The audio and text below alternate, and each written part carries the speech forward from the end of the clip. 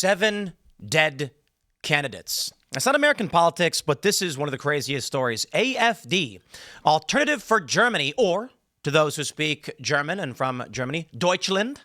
Is that how you pronounce it? I don't know. I'm American. We call it Germany. 7 candidates have died on the eve of their election, and ain't nobody believed this is a coincidence. Now, the BBC calls it Germany's far right, but guess what? Even NBC News says it is the top polling party in Germany. So let me say it like this. There is a right populist political party in Germany. They are the biggest, they're the top pollers, meaning that's the plurality. That is the sentiment of the people. 7 of their candidates have died mysteriously, several without known cause. Now, the party itself, one of the individuals in the party has said, there's no way. It's statistically impossible. And as such, the belief is, my friends, someone is assassinating right populist German candidates. You see, these are people who are in favor of nationalist policy. They oppose mass migration. They're not far right. If you were to take any one of these AfD guys and bring them to the United States, you'd probably call them a Democrat or old school Democrat or something like that, which is really funny. Having been to Europe and met many of these individuals throughout all of these, different political movements over the past several years, it's been a while. You're surprised to find that many of them we would call left. We'd call left. Socialized healthcare? Oh, yeah, they're all in favor of it. The BBC, of course, calls them far right. Euro Weekly says German AfD suffers multiple candidate deaths. And then we have this. Mario Nawfal with the summary. Germany rocked by impossible wave of deaths in Conservative Party. Alice Weidel, the face of AfD, says it's statistically impossible that 7 candidates have died suddenly in the run-up to elections. For 4 of the deaths, no cause has been given publicly. The disruption is historic. Ballots shredded and reprinted, campaigns suspended, and local governments plunged into chaos. And all of this has erupted just days before Germans vote. My friends, I have made many comments over the past several years about civil war. Now, I don't know what happens in this country. I don't know if we have a cold civil war. It's information-based. It's manipulation. It's PR. It's fifth generation, whatever you call it.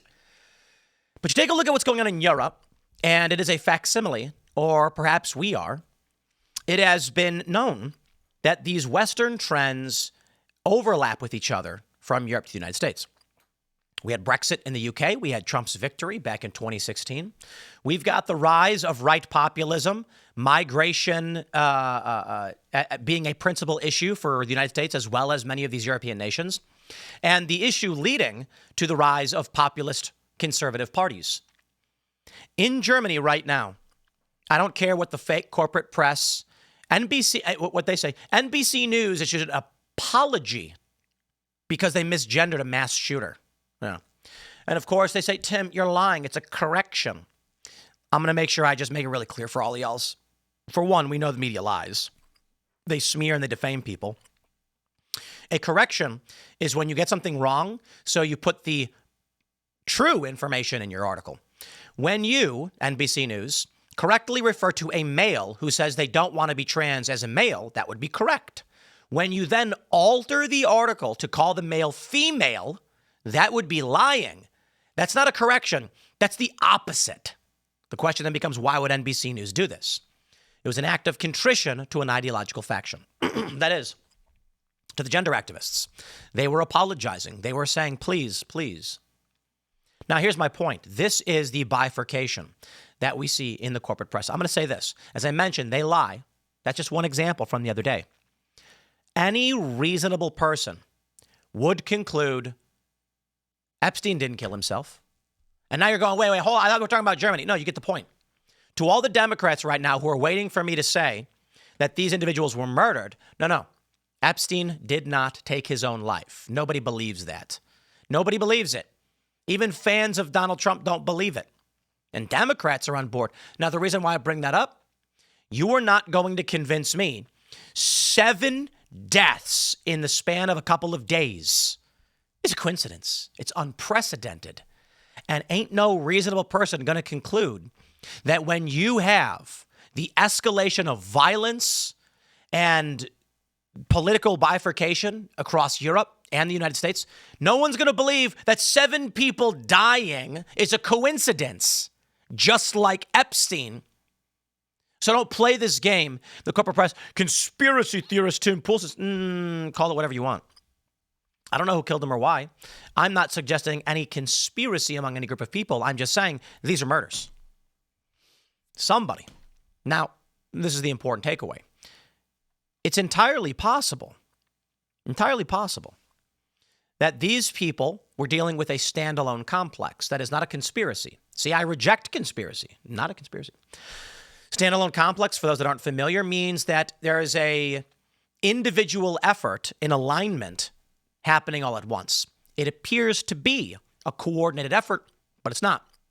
An example would be everyone going and buying lottery tickets right now, right?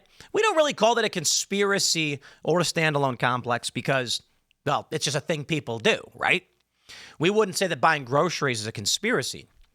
Now, the point is, conspiracy typically means nefarious or something untoward or criminal.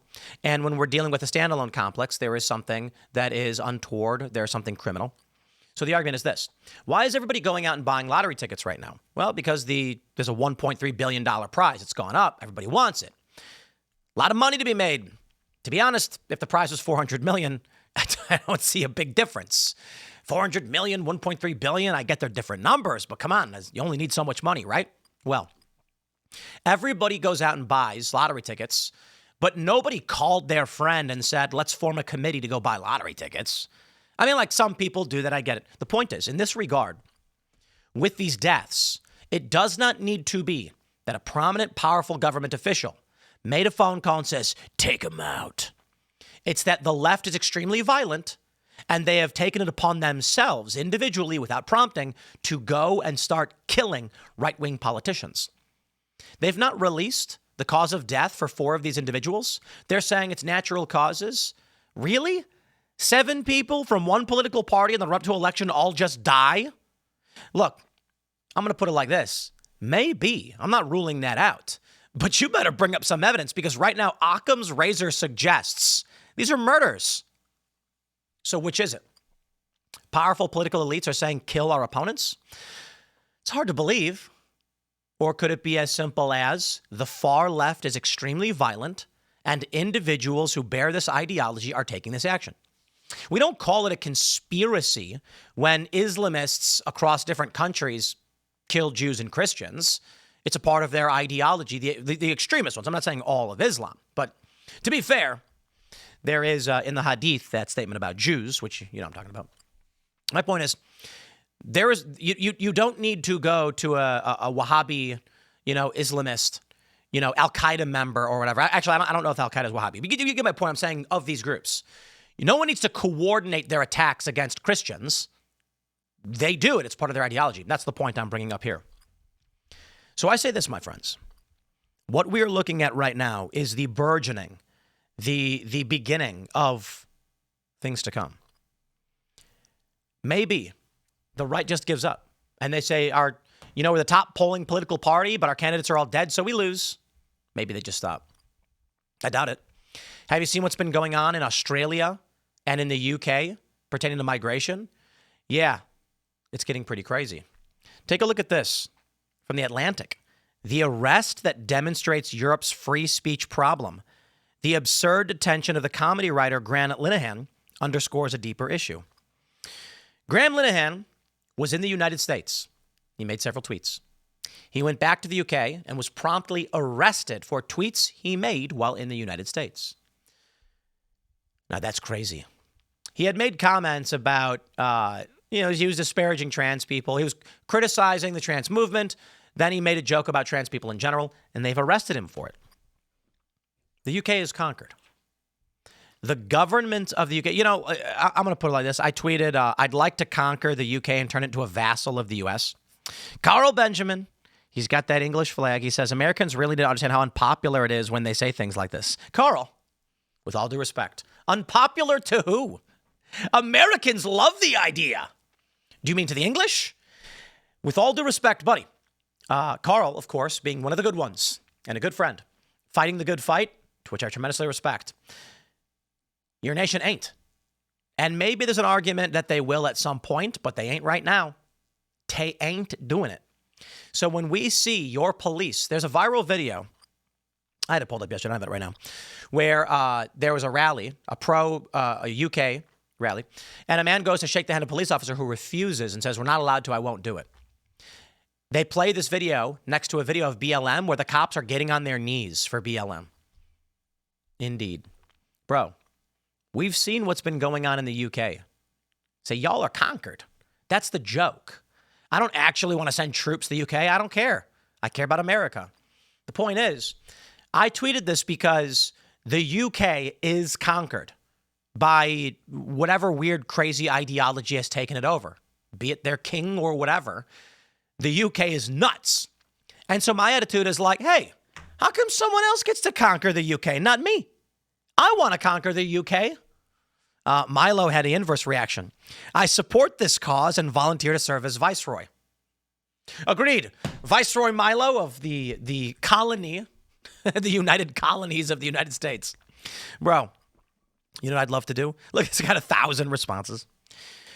We come in, we take over the UK. We will be greeted as liberators, and then we leave. We leave. After appointing Milo Yiannopoulos as viceroy, we leave. And then within a span of about 4 years, we turn over full independence back to the UK so they can restore their government of the people. A vassal of the U.S. Anyway, my point is this. We see here in the United States what's going on with the UK. Now, many have responded, hey, look at your own backyard first. No, I understand. The United States has got a lot of problems, but we're dealing with them. We're winning. The American spirit rages on. You take a look at what's going on in Germany, and they're winning too. And now they're dying. You see, my point is this. When I talk about civil war, conflict, crisis, or otherwise, the question I have is, my friends, do you believe the left will simply go, well, I guess they beat us. I guess we lose. No. Why would they? Why would anyone? Why would you? You see, the bifurcation that we see in this country and in Europe is so pronounced that I fear violence is the next step. The leftists in this country, and there's no moderate Democrats. Mark Warner from Virginia was like, we need justice. He's like, I went to go meet Kilmar Abreu Garcia, and he wants justice. And I'm like, yeah, justice would be him getting out of our country. He's an MS-13 human smuggler. He's been arrested for it. There's video of it. He was adjudicated as a gang member, and Democrats are fighting for him, even the moderates. Do you think that if Trump really does start steamrolling, if they redistrict in all these states, they give Republicans a bigger lead in Congress, Trump gets rid of mail-in voting, Democrats are going to be like, yes, we lose. They've not stopped yet. Why now? Take a look at what's going on in Germany. 7 dead politicians. Maybe just one big coincidence. Sure. Maybe. I don't think so. I think it's murder. And I think you agree. Like all of us sit here and say, ain't no way Epstein took his own life. We don't believe it for a second. I don't care if it's Pam Bondi or Merrick Garland. Left, right, up, down. You tell me that story, I'm going to be like, bro, I ain't believing you. Occam's razor. That's it. Look, maybe Epstein did. I don't know. I just think the probability lies that he took his own life. I look at this story and I'm like, 7 AfD politicians just suffer accidental deaths, natural causes, who knows? They haven't released all the information. Yeah, I don't buy it. The simple solution. If we were to lay out all the variables, it'd be like this. There is a contentious political election about to occur. Alternative for Germany, AfD, or is it Deutschland? Is that how you say it? Is the top polling political party. That doesn't mean that they're going to have the majority. It just means they're top polling. So, the left will probably form some kind of coalition. And then all of a sudden, their politicians start dying. Okay, look. When you lay out the variables and you calculate what is the simple solution, which makes the least amount of assumptions, you want to actually gamble on 7 random deaths all targeting one political party within the week of an election? Yeah, you're a conspiracy theorist. No, everyone's just dropping dead all at once for no reason. I don't buy it for a second. The simple solution is a contentious political election, a campaign election season is here, and violent individuals steal power. Could it happen here? I fear so. I do. I guess we'll see. I'm going to wrap it there, my friends. Stay tuned. Smash the like button. Share the show with everyone you know. Make sure you join us at timcast.com. Get in the Discord server where these conversations continue. Build community. It's the most important thing. Thanks for hanging out. We'll see you all in the next bit.